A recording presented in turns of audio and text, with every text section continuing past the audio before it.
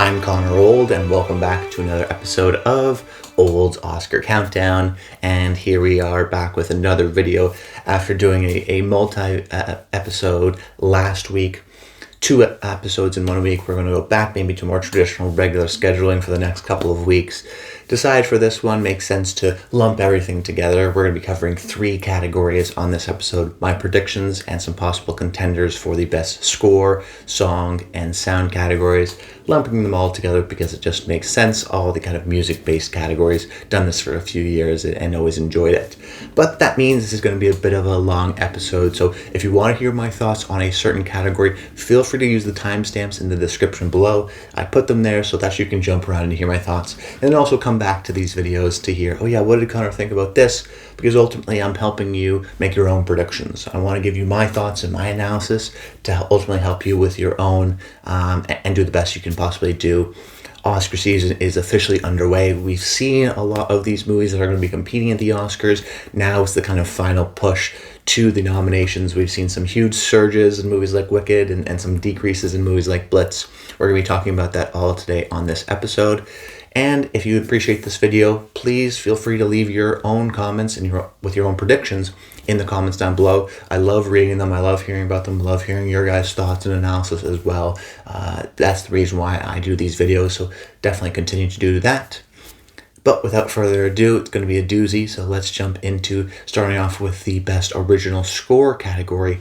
My first prediction, which is going to go to Conclave. And this has got a lot of things going for it. First of all, it's from a past nominee in a category that really appreciates past nominees. I mean, this is the category that nominated John Williams for the 18th time for another Indiana Jones movie just last year. So Volker Bertelham won most recently a couple of years ago for All Quiet on the Western Front. So very well respected within this category.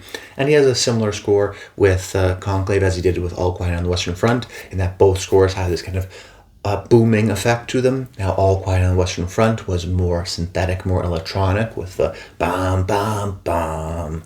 And then Conclave is a little bit more traditional with its use of horns and strings, but very kind of distressing strings. There's still kind of a booming nature that feels with drums, that feels like the door closing, which kind of repeats within the movie, while still having kind of more operatic, we'll call it, strings throughout the movie. So I think it's a very noticeable score.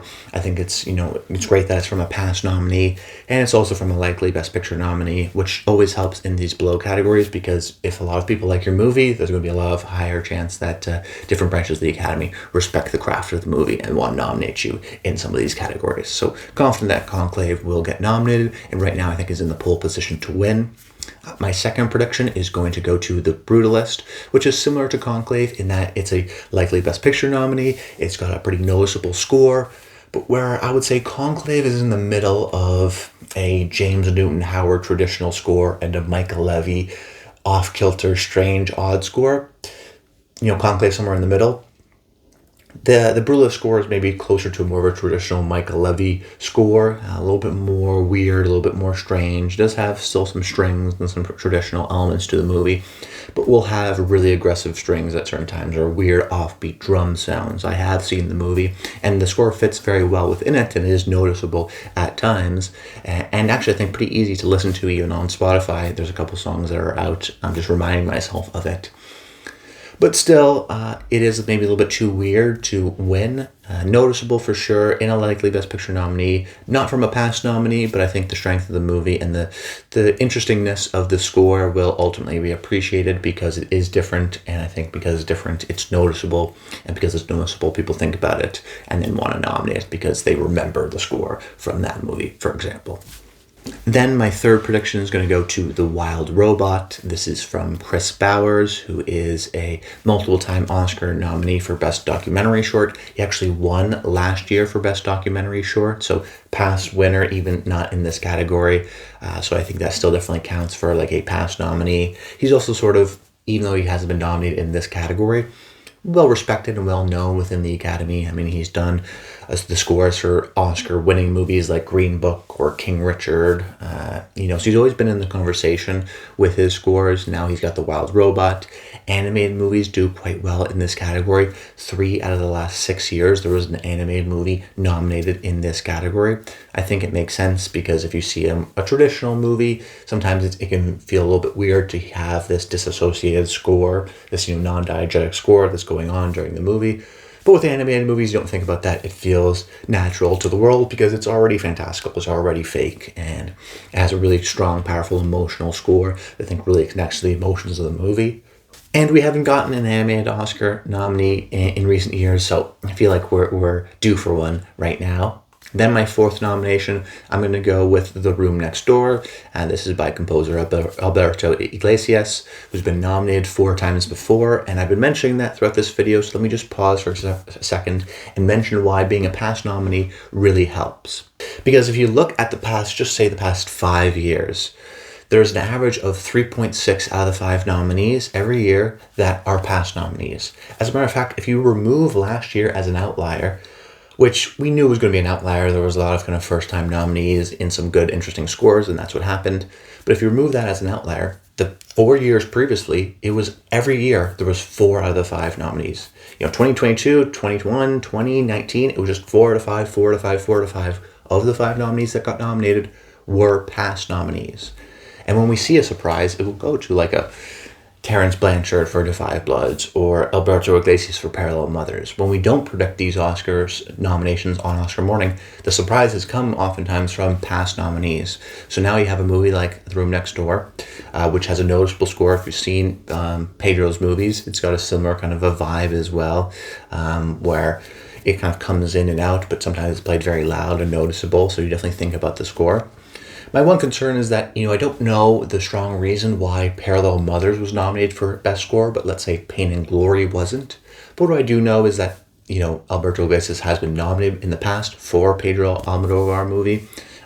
This is a movie I think that will have more of a higher profile than even something like Parallel Mothers because it's in English. It's a little bit more easily accessible to a larger group of the Academy, because it's also won the Golden Lion, so I think there's a festival prestige to the movie that people will appreciate. I don't think it's a Best Picture movie, but I do think it's kind of a fringe type of a movie. I do think it will be seen.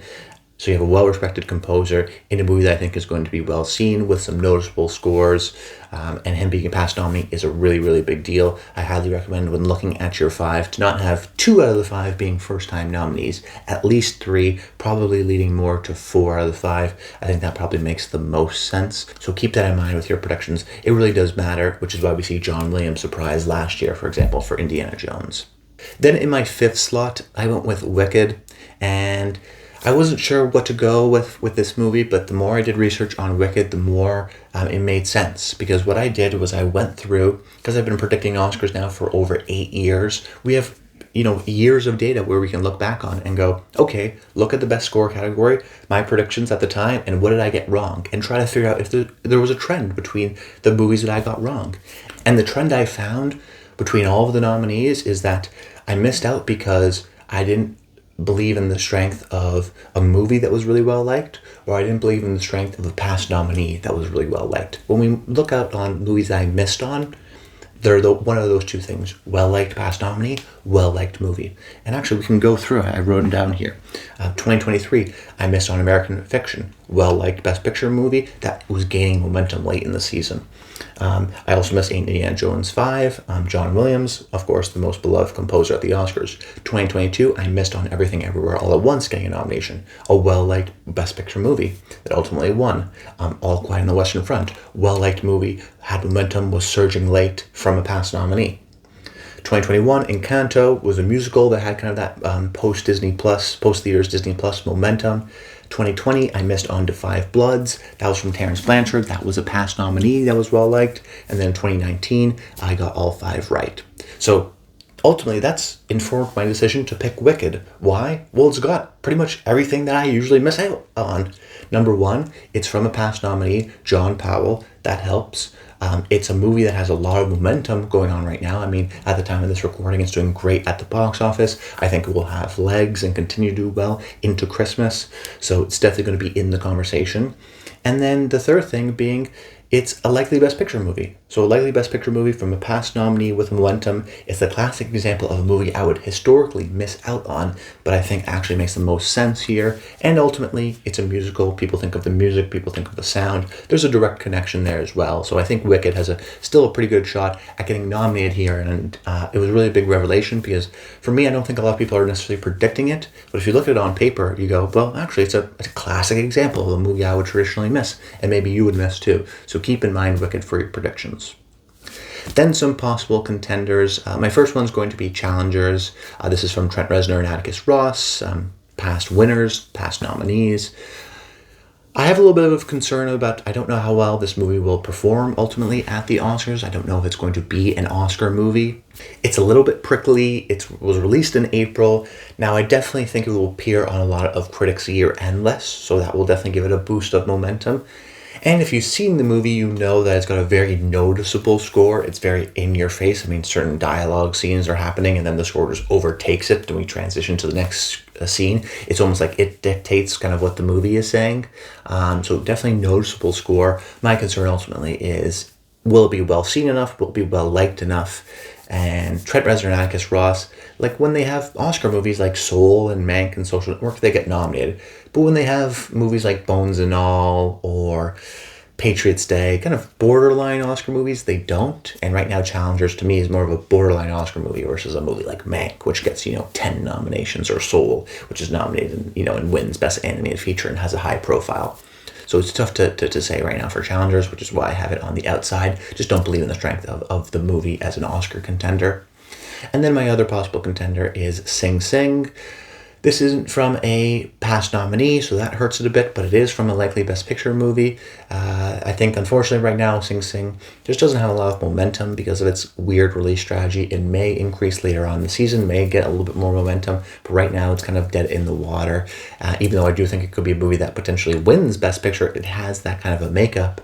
So if it does maybe have a post, streaming December release, boost, that could definitely help things. But right now, the only thing it has going for it is the likely Best Picture nominee, which is a shame because I think it's actually a really terrific score as well.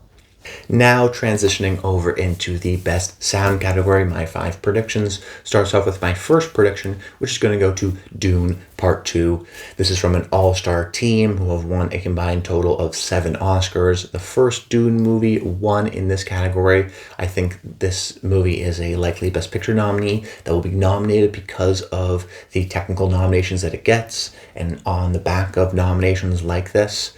Very unique sound design with the sci-fi. Oftentimes with sound categories, we often get sci-fi type movies because they have to create a sound, which is almost a little bit more impressive than just doing an action movie where you have to, replicate the sound of a gunfire. With something like Dune, you don't know what these things sound like because they're created elements. And I think the sound branch really does appreciate that. So Dune Part 2 is a very likely nominee.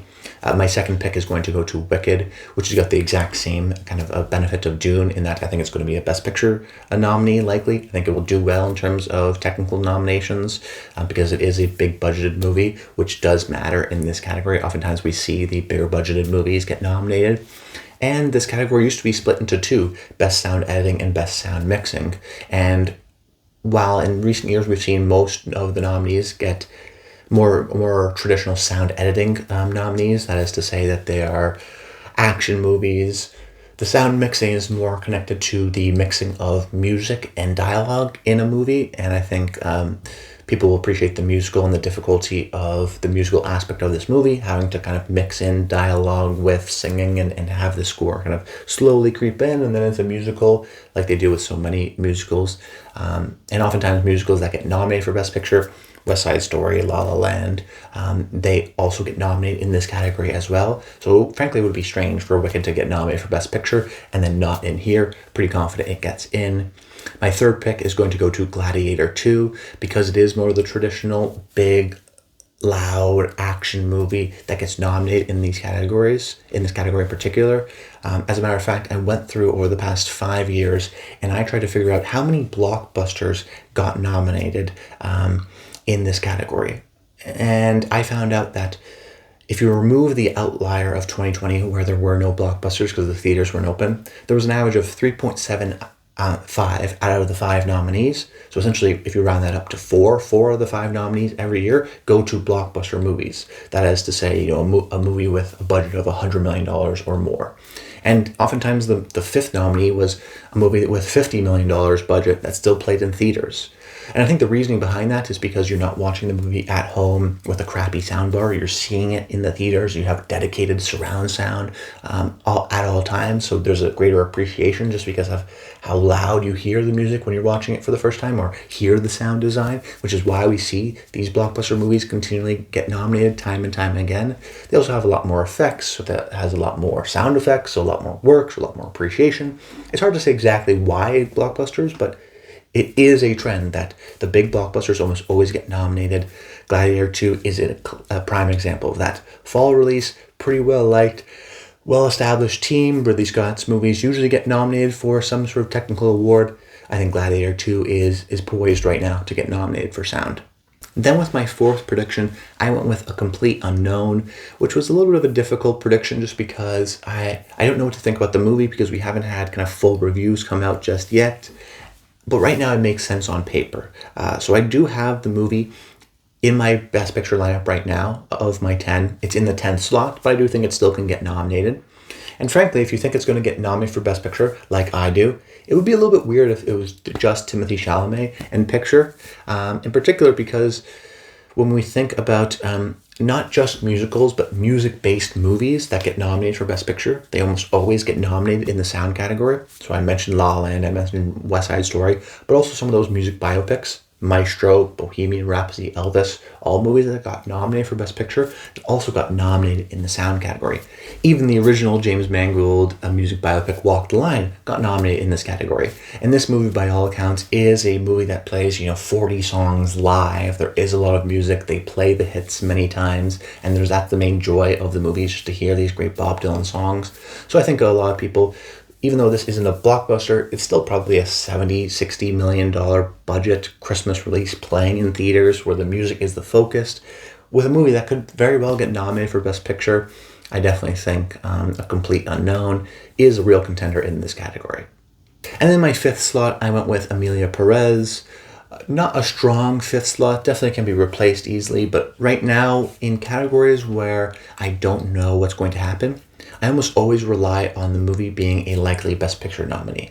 If I'm stuck between 2 options like I am right now with Emilia Pérez and my first possible contender, let's say Nosferatu, well, frankly, I'm betting on Emilia Pérez because I think it's more well-liked. I think people online have a skewed perception of it. I think that, it played well at the festivals. I think it's going to get nominated for acting and director and picture. And like we mentioned earlier, musicals or music-based movies almost that get nominated for Best Picture almost always get nominated in the sound category. And if that's the case, that people think of Emilia Pérez as a musical, it will get nominated here. If they don't think about it as a musical, it may have a harder time. But it's campaigning like it's a musical. I mean, it has 2 original songs that I think are going to get nominated, which we'll talk about later. So it's a little bit of a tricky one, but right now I leaned on the fact that I think Emilia Pérez will be a well-liked, likely Best Picture nominee. And like I mentioned earlier, I'm talking about some possible contenders. My first one is going to be Nosferatu, because it's kind of like a complete unknown, except Nosferatu I think is going to be a little bit too strange, a little bit too weird for the Academy. I think that's going to hurt it ultimately. But it is a semi-big budget fall Christmas release that's going to be played in theaters. It's going to, I think, have unique sound design. I think that will be appreciated. It has a good team behind it of past Oscar nominees, of past BAFTA nominees. But it's not an amazing team, and horror movies don't do too well, and I think I've seen Robert Eggers' other movies. I mean, they're weird, they're strange, they don't really get nominated for Oscars. A Complete Unknown is more of a traditional type of a movie. Emilia Pérez is a Best Picture nominee, likely, so ultimately left it out on the outside, but could pick up a couple of these technical awards, like a cinematography, like a production design, and do well there.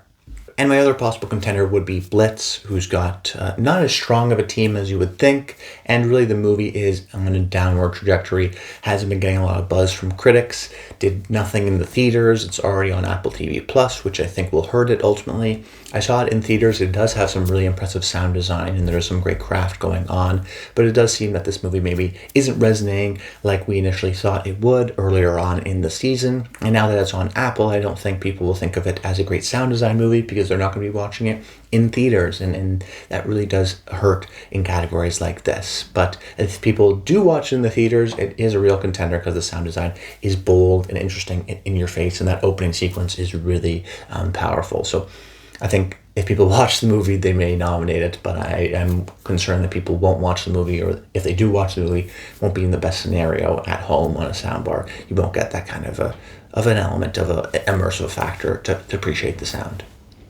Now at the final part of this video, talking about the best original song category. My first pick and my second pick I'm going to do together because they're both from the same film. I'm talking about El Mar and Mi Camino from Emilia Pérez.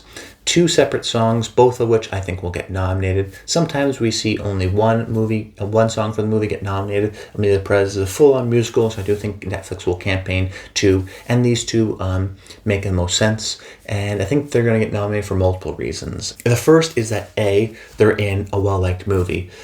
That always helps. B, the songs are actually in the movie itself.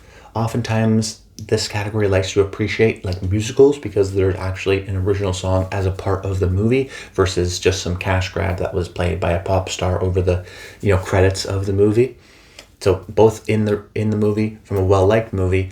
And then C, they're two different songs. Mi Camino's Selena Gomez, who does a great job singing the song, but is a little bit more of a traditional pop song, I guess you would say. And then El Mar is Zoe Saldana and her song, who she also sings it a bit with Carlos Sofia Gascon. And she's rapping and she's dancing, and it's the stand-up musical sequence from the movie. So it is, two different songs. We have more of a rap ballad and versus like a vibrant, exciting pop song. And I think it's also a great opportunity to have the three women of Emilia Pérez on stage because El Mar is sung by Zoe Saldana and Carlos Sofia Gascon, and then Selena Gomez can do Mi Camino. It can be like this great sequence that they have. Frankly, I'm betting on the movie to be well liked. I'm betting on the fact that this is a musical and these are songs within the movie itself. And I'm betting on the fact that they'll appreciate the fact that they're different in a way. That there's a rap ballad, which is maybe more serious, and there's another one which is maybe more emotional, but more of a singing pop song. And that diversity will be appreciated. Then my third prediction is going to go to The Journey from the movie 666. Now you may say, Connor, what is this movie? I've never heard of this movie. It actually is a bit of a Oscar contender in that it's a Tyler Perry movie, historical movie, Netflix movie, strong message. So it's going to be well seen, but that's not the reason why I'm picking it. I'm picking it because it was written by this woman called Diane Warren. Diane Warren has been nominated a total of 15 times, and she's been nominated 7 years in a row. Every year she gets nominated. And you may go, well, maybe she got nominated for well-liked movies, right? Well, this movie actually is probably the most well-seen movie of many of her past nominees. I mean, if you think the 666 is not going to be very well seen and that will hurt its chances, you haven't seen any of Diane Warren's other movies which she got nominated for. It doesn't matter. Diane Warren is highly respected in this category. She will get nominated. This is her big Oscar movie of the year. Lock it in. Guarantee. Bet the house, bet the farm on it. This will happen for sure. Then my fourth pick, I'm going to go with Kiss the Sky from The Wild Robot. Animated movies usually do well in this category because similar with the score category, there's an acceptance to having an original song in an animated movie because there's already a fantastical world to it. It's a traditional animated movie song, and that's very emotional and kind of poppy and upbeat and pretty catchy as well. So I'm betting on the support of The Wild Robot as a movie, of it being well seen, of it being well liked, and the fact that animated movies do quite well in this category often. And then the final nominee I went with is Like a Bird from Sing Sing. And I chose this movie because I looked at the movies that I predicted wrong in the past 3 years. And I realized that I always underestimate the movie in which there's a Best Picture nominee that has a song. You don't really think of the song in the movie, but the movie's well liked, so the song gets nominated. 23, I didn't predict the Killers of the Flower Moon song. That got nominated. 2022, I didn't predict the Everything Everywhere All at Once song. 2021, I didn't predict the Belfast song. These are all movies that were really well liked, Best Picture nominees with multiple nominations that had a song you didn't really think of. I don't think if you think of Belfast, you think of the song necessarily, but they got nominated ultimately because the people really like those movies. Even the songwriters branch liked these movies. So that's why I went with Sing Sing here, because I do think it's going to get nominated for Best Picture and multiple acting and screenplay. So I think that people will really like the movie. And then also the song is played at the end at really one of the most emotional parts of the movie. So I think people will connect the appreciation for their movie and them crying and the emotional connection with the song that's also being played at the same time. Right now, I'm not going to make the same mistakes I have in past years. I'm betting on not the song, not the songwriters. I'm betting on the movie being well liked and this branch of the Academy liking still the traditional Best Picture movies to get nominated as well. And then some of my possible contenders. My first one's going to be Ain't No Love in Oklahoma from Twisters. I haven't seen anyone predict this movie, which is a little bit strange. I think Twisters was very well seen, so I think people have heard of this song. It was kind of it actually was played in the movie in a truck as kind of Glenn Powell's theme song of a sorts. Frankly, this may be my personal bias showing, but I thought the song was very catchy. It's essentially just the chorus replayed 3 times in a row. With a great kind of tune, a great hook. Like I said, it's actually in the movie. It's kind of Glenn Powell's theme song, so I think the Academy, this branch of the Academy will appreciate that a little bit more. And we know that the movie's well seen, so I just looked at the list of potential nominees and I go, oh yeah, I remember that one. And I started singing the song. Even though I hadn't listened to the song on Spotify, I just remembered it from the movie. And I think if the Academy members maybe think similarly to me, I think the song from Twisters has a real good shot. It's also got Luke Combs, who is the celebrity factor. That may help it too. Don't sleep on Ain't No Love for Oklahoma. It's a really catchy song from a really well-liked movie. Sometimes those slip in as well. And then my final prediction is going to be Ngomso from Mufasa, The Lion King, or it could be any one of the original songs that Lin-Manuel Miranda produced for this movie. We haven't seen this movie yet, but right now I think that, if you look at the track record of Disney and Lin-Manuel Miranda in this category, it's pretty good. He got nominated for Moana and Encanto in this category. He also got, his movie that he directed, Tick, Tick, Boom, got a couple of Oscar nominations, so he is well liked within the Academy. It's a fall release movie by Academy Award-winning director Barry Jenkins. I think at the very least the movie will be pretty good, and I think that the Academy really likes Lin-Manuel Miranda, so it will be a movie that makes a lot of money that people are going to be seeing right at the peak time for Oscar voting from original songs from Lin-Manuel Miranda, who has done a really great job. So I'm betting on him. It may not be this exact song from The Lion King or Mufasa the Lion King, but this was the song that they premiered at D23, so there may be a benefit there where that's the song that they're trying to promote and push. Hard to see right now. But that's about it, guys. I hope you enjoyed the video. Make sure you comment below. Let me know your thoughts on what you think of these 3 categories and what your predictions are, and subscribe to the channel so you don't miss any more videos. But that's about it. Until next time, stay tuned.